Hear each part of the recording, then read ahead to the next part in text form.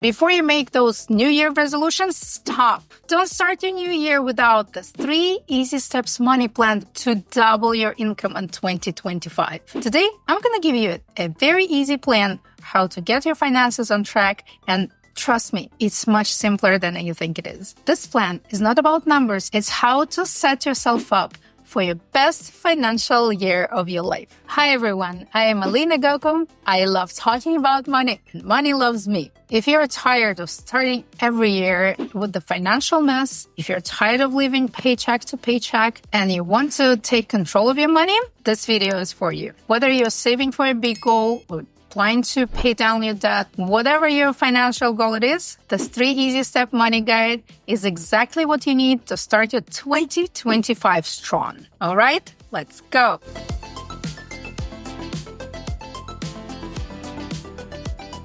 Step number 1, build your budget. In other words, if you're not going to tell your money where to go, they're going to go somewhere on their own and they're going to slip through your fingers. You want to have the control over your money. You want to understand where it's coming from and where it's going to in order to direct them where you want them to go to. So try not to think of budgeting as this boring due diligence of this routine that you hate with passion and you try to avoid and you try to procrastinate as long as possible. Try to think as this is the empowering tool to give your money a purpose. So yes, you need to do some data entry, but try to break it into smaller buckets. So there's technically 2 buckets, money in, money out. On money out, I divide it by another 2 brackets, the needs and the wants. The needs is where you need to pay your bills, you need to pay your mortgage, you need to pay for your child's school and so on. And the wants is something, to go out or vacation or something extra that is not an absolute must have. By doing this in and out, you will understand. So this is how much I'm making in a month. This is how much I have to spend. And that's what's left on the plate. Ideally, money in needs to be more than money out so that you have a tendency of accumulating some kind of funds so that you can invest them. But living in the United States, we're a little guilty of using or overusing sometimes credit cards, not being super disciplined in terms of our spending. So that's why sometimes our spending are becoming a little more than our income. So without doing the budget, you wouldn't know. You would think that, oh, what happened? I just got the money and they are gone. And this applies to any paycheck, to any amount of money that are coming in. So whatever money in, you technically need to break it into those buckets. So let's say I'm getting in $1,000. My absolute must-haves, I have to spend $500, like $600. Then I have $200 or $300 to enjoy, to spend, to go have some fun. And then you're going to have like 100 or 200 left to invest or to save. I hate word saving. So budgeting is actually not limiting you. It's not telling you stop spending. Budgeting is actually empowering you.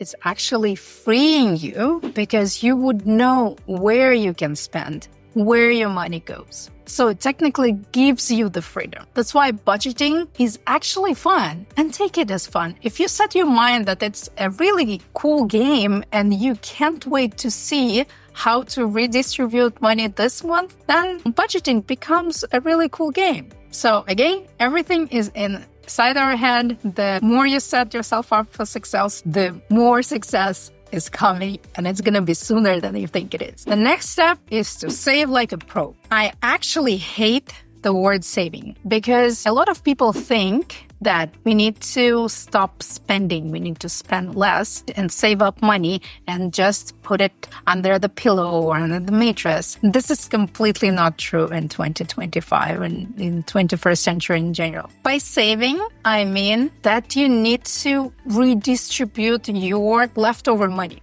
I know that a lot of people can tell, I don't have leftover money. If I have like extra $100, I'm going to go buy something. I'm going to go have some fun. Yes, that's true. if you didn't do your budget. But if you know your budget and if you know where the money goes, and if you want to set up yourself for financial freedom, you should have some kind of little portion that's going to be a must, that's going to be in your budget, that I'm not spending it, I'm not going on extra vacation, I'm not going extra out today.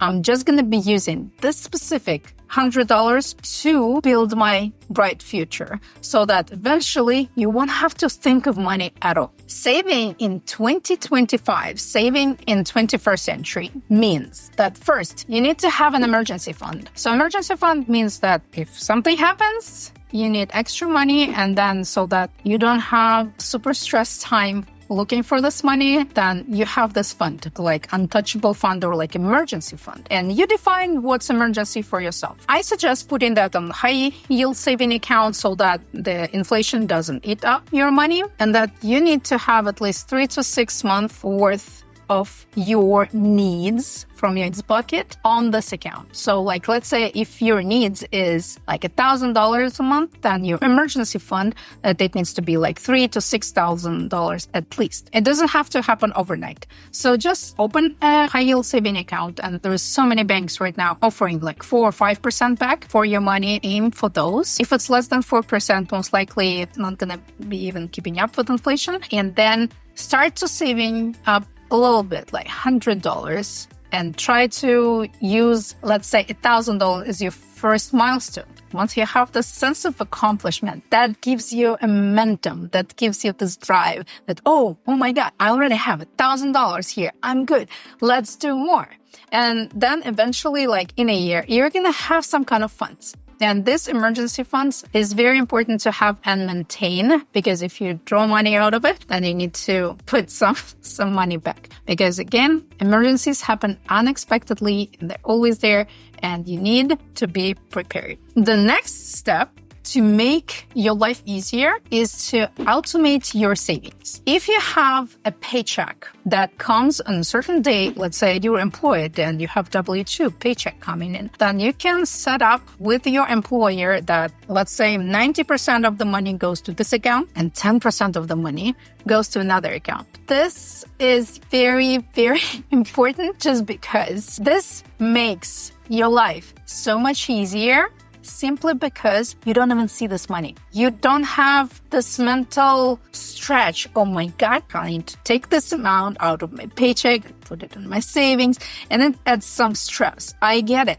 That's why make your life easier. Set it up automatically that you don't even see this money. And if you don't see this money, trust me, you'll survive on the 90% of it. If you don't have regular paychecks, that becomes a little trickier. Get disciplined. Like once you have some money in, try to set aside 10% of it to some kind of high yield savings account. Treat it as like your needs, is like not negotiable bill. It's just done. And a lot of people think that, oh, once I make $100,000 a month, I'm going to start saving this 10%. But this is such a big catch. If you're making $1,000 a month and it is hard for you to set aside $100, then there is no way that you're going to be setting aside $10,000 out of your $100,000 check. Your needs, your desires are going to grow. And if you don't build this habit from the lower income, there is no way you can be disciplined when you have higher income. So technically, if you have lower income, you're benefiting yourself by discipline and by setting this 10% out of your paycheck. You build the momentum and you build some kind of core strengths so that once you grow, it's going to be easier for you. You would understand the need of it. You would see the results of it. And you would be so proud of yourself knowing that back 10 years ago, I was making only $1,000 a month and I would still be able to save this money up. And right now, I got myself into this level of income. And this is thanks to those savings. Also, I really like creating buckets. In other words, setting yourself like little goals that you're saving for. So let's say first would be emergency fund. I know it doesn't sound fun, but it gives you so much assurance and so much protection, so much peace of mind. So I would do it first. The second would be vacation fund. So like once you got your emergency situated, The next savings is going to be, okay, now I'm saving for a vacation. And this is my goal. I need to save this amount of money within this amount of time because on April of 2025, I want to go to somewhere and I need this amount of money. So again, that sets your brain into work mode that, hey, I need this money. Let's figure something out. After that, or maybe like if you already have those vacations, you have an emergency and you have your vacation, maybe you can set up a bigger goal. I want to save up for a new house. This is how much I need for down payment, and this is when I want to buy it approximately. Ideally, if you have all like these funds simultaneously and you redistribute this 10% of savings throughout these accounts, so it's like all of these accounts are being built and you have this feeling of accomplishment. And again, even $20 a week is going to give you over $1,000 at the end of the year. It's not about how much to start. It's just about starting anywhere you are right now. The step 3 is to invest your savings. In other words, make your money work for you. This is also very important to understand. If your money is sitting on your Wells Fargo, Bank of America savings account with 0.0001% back, you're losing money. And every penny needs to work. The more work you give them, the more powerful they become. That's why whatever savings you have, you need to put to work. How can you do that? You can invest. You can start simple with index funds or ETFs. Open brokerage account with Vanguard, Fidelity, Charles Schwab, whatever. They all work pretty much the same. Just start. You don't have to be super educated in this. You don't have to be living in this financial world and understanding all the stocks going up and down. You don't need to understand all the stock market in general. Just open the account. Ideally, of course, if you invest some time in educating yourself and you open a self-directed brokerage account and you get smarter and very much disciplined for that. So by investing like every month, at least $100 a month. And it doesn't matter whether the stock's going up or down, just keep investing, keep being disciplined with it. The safest way would be to focus on those low-cost S&P 500. The stock market froze all the time. Yes, there were a few crashes, but if you look in the bigger picture from the very beginning till today, the stock market is still going up slowly. There is no way it's going to go down. And if it is, it's going to take some time to get up again. So that's why it is more or less safe to say that it's going to guarantee that you're going to make more money, that you're going to make at least like 9-10% if you invest smart. Also, take advantage of the retirement accounts like IRA, Roth IRA, or 401k. Needs to be like a whole video about those accounts. However, don't disregard them. There's a lot of benefits in them. Your employer offers you 401k. I will take advantage of it just because it's free money leaving behind. And let's say Roth IRA account is also a good idea because you're paying taxes right now versus you're not going to be paying it later. So there's a lot of details you don't need to know, but just remember that if you have those accounts, don't leave them behind. A lot of people really forget about one of the 401ks that they had when they just started working, and there's so much money left behind on those accounts. Even if there's like $200, $300, if they start working smarter for you, if they're going to be invested in something else like S&P 500, then you're going to get at least 10% back over time. If this whole stock market sounds completely gibberish to you and scares the shit out of you, I get it. I'm with you. It's a lot to digest, and people make career out of just doing the stock market. You don't have to know everything. You can look for fiduciaries. So fiduciaries, they work for you. You pay them money out of the investments that they're making. So technically it's at their favor if they make more money for you, because that means that they're going to make more money for them. And if they lose your money, they lose their money as well. So fiduciaries, they are not going to invest in crypto. They work with the stock market, but they know what they're doing. And technically for 1 or 2% that you're paying them they're going to give you like 12, 15, 20% return of your investment. I think it's a good deal if you don't know what they're doing. And it doesn't matter how much money you have. Even if it's like $1,000 of your saving, they're still going to take it and they're still going to grow it. Of course, the more money you have, the bigger the growth it's going to be. However, again, it doesn't matter. It's not about how much you start. It's about starting in general. And a few bonus tips. First of all, spend 15 minutes a month doing your budget. It's just 15 minutes per month, but you would know what's going on. You put all your money in, all your money out, and you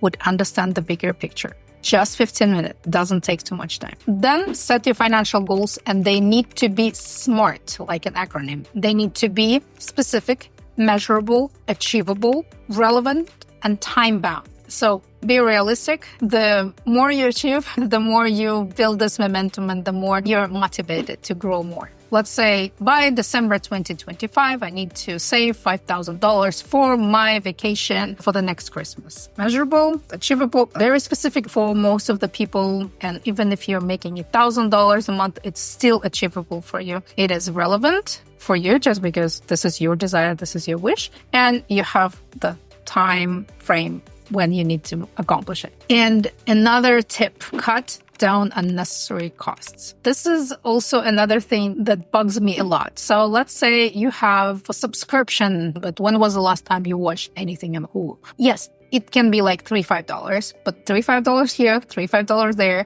and it accumulates to like $100 a month going out. Instead of these $100 going somewhere to some kind of subscription that you don't even need or don't even use, you can put it on your savings, on high yield savings at least, or even invest it to even higher returns. And another thing, you can always negotiate your bills, like your insurance, your cable, your internet services. It doesn't hurt to ask, right? It doesn't cost you anything to ask. Just ask like what options they have. Hey, like, can we cut it down to this? Or what if we do this? Just give a call.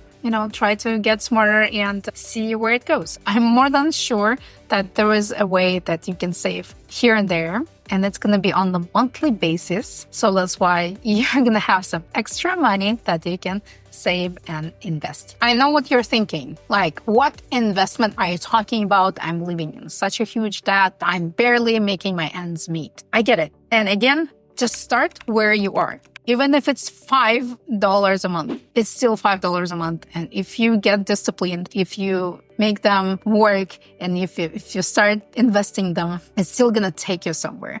If you don't start, you're never going to achieve the goals. But yeah, if you start now with a little baby steps, a baby step is a step. Just try to set up a small goal for yourself, like paying down this credit card by, $200. And this little baby steps are going to snowball to a very big progress and very great accomplishment of yourself. So here you are, 3 very easy steps to achieve your financial goals, to double your money in 2025. And I guarantee once you start being very disciplined with your money, once you know where they're coming from and know where they're going to, and once you start directing them where they need to go, once you take control of this money situation, your life is going to become so much brighter, so much more joyful. And I wish you the very best 2025. Thank you for watching. I'll see you the next time. Bye.